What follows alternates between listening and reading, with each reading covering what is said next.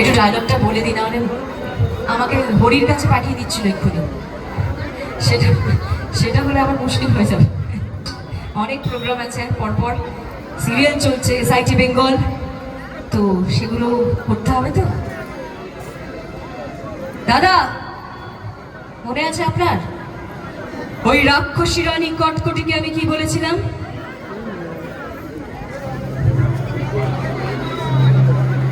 বলবো? আজ থেকে ঠিক 40 রাক্ষস স্থিতি পর তোমার সামনে এসে দাঁড়াবে কিরণমালা।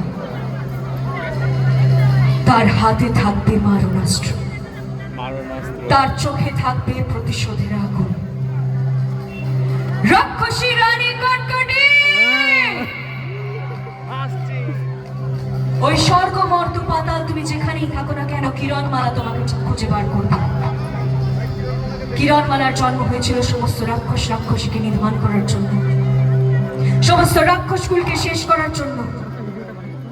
আমি প্রতিশ্রুতি দিয়েছিলাম সমস্ত রাক্ষসকে শেষ করব, সমস্ত মানুষকে রক্ষা করব। ওই রাক্ষসী রানী কটকটি, প্যাকাটি, বিটকেল, ডঙ্কার, আমার প্রাণীর কুমারকে আমার কাছ থেকে কেড়ে নিয়েছে, আমার ছোট্ট মেয়ে আলো। কিন্তু আমি জানতাম আমি একদিন ঠিক পারবোই ওই রাক্ষসী রানী কটকটিকে শেষ করতে, কারণ আপনারা সবাই আমার পাশে ছিলেন। তাই আজ ওই রাক্ষসী রানী কটকটি, প্যাকাটি, বিটকেল, ডঙ্কার, বজ্রমালা সবাই পাতালপুরীতে বন্দী হয়ে আছে।